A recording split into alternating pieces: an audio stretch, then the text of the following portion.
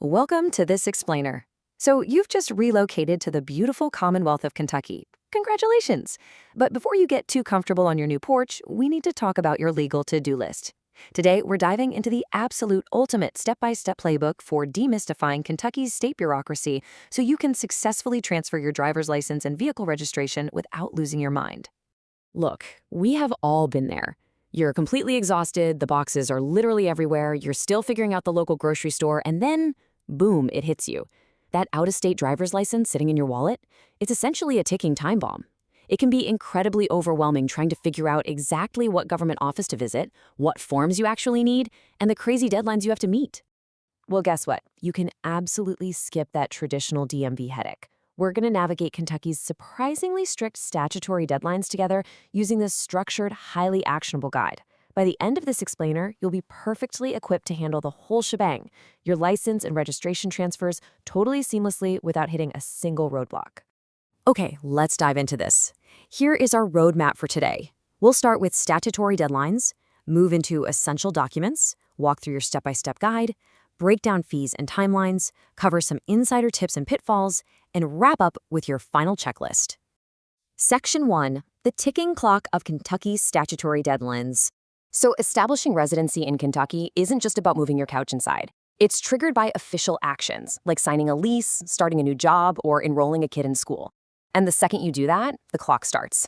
First up, within 10 days, you absolutely must bind a Kentucky-compliant auto insurance policy. Next, within 15 days, you've got to title and register your vehicle at the county clerk. Finally, within 30 days, you must transfer your driver's license at a KYTC regional office. Seriously, if you drive with your old license after that 30-day grace period, it's considered an unlicensed offense. Moving on to Section 2, gathering your essential documents. Kentucky is incredibly strict about documentation. Let me be clear. Digital copies on your phone or standard printed photocopies will be instantly rejected. You need physical, unaltered original documents. Now, you do have a choice to make about your actual ID. A standard ID is totally fine for everyday driving, but it will literally say not for real ID purposes. The real ID, which has that little star cut out on it, has a slightly higher administrative barrier to get, but it is federally compliant. That means you're going to need it to board commercial domestic flights or get onto military bases. So the crucial point is knowing exactly what to throw in your folder before you leave the house. For identity, bring an original birth certificate or a valid U.S. passport. You also need physical proof of your Social Security number, think your original card or a non-handwritten W-2 form. Now, if you're getting the standard ID, you just need one proof of Kentucky residency, like a current lease or a utility bill. But if you want that real ID, you absolutely must bring two separate proofs of physical address. Oh, and if your name has changed over the years, bring those certified marriage or divorce decrees. Got a teenager getting licensed? They mandatorily need a school compliance form to verify their attendance. All right, Section 3, your step-by-step guide. Let's map out your actual game plan. First, do yourself a favor and save a ton of time by creating an account on the state's My Drive online portal to do a digital pre-application. Next, and people get this mixed up a lot, your vehicle comes first. Take your car to the local sheriff for a physical, VIN, and safety inspection. Then take that paperwork right over to your local county clerk to register the car. Only after that's done do you move to Step 3, visiting a specialized KYTC regional office to transfer your driver's license. Once they verify all your documents, you'll hand over your out-of-state license, and you'll immediately receive a temporary ID. Section 4, navigating fees and timelines. Let's talk money so you know exactly what to budget. Kentucky makes it pretty simple by letting you choose your credentials lifespan. You can go with a 4-year term or an 8-year term. For a standard license, you're looking at $21.50 for 4 years or $43 for 8 years. The real idea is just a tiny bit more, $24 for 4 years or $48 for 8. And yep, you can pay with cash, check, or a card. Though keep in mind, cards do tag on a very small processing fee. Now, what's really interesting to note here is the number 6%. When you register your car, Kentucky levies a 6% motor vehicle usage tax on your car's average trade-in value. I know, tax time is never fun, but don't panic about double taxation.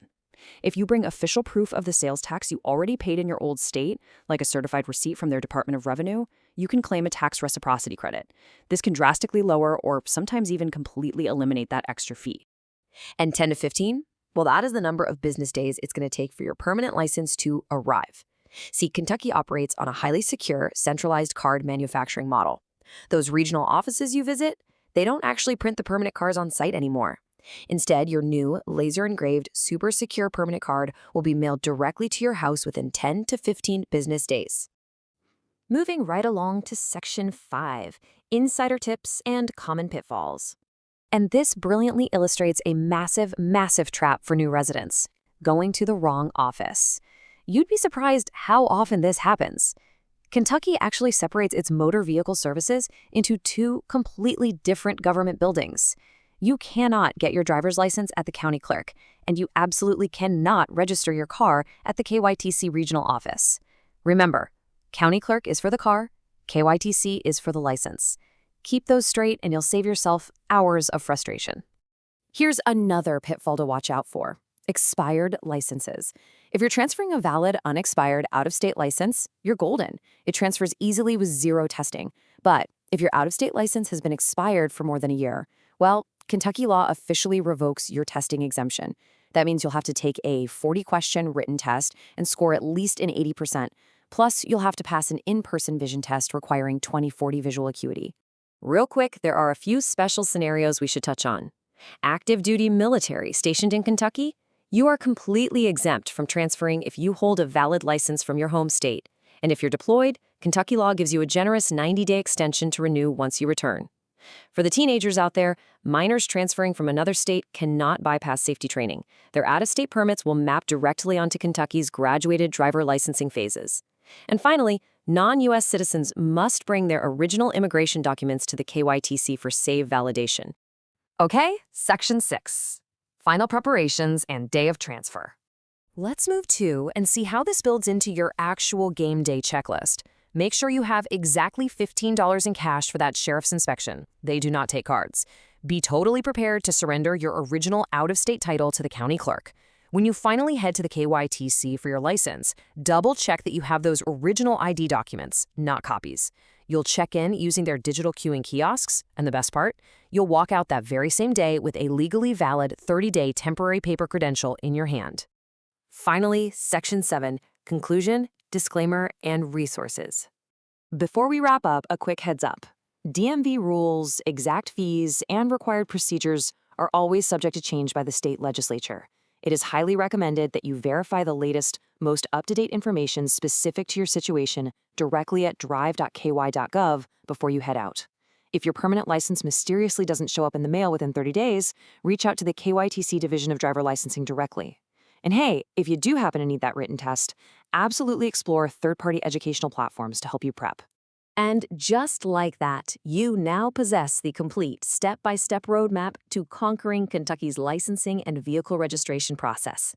The stress of state bureaucracy is entirely behind you, and the open road is right there waiting.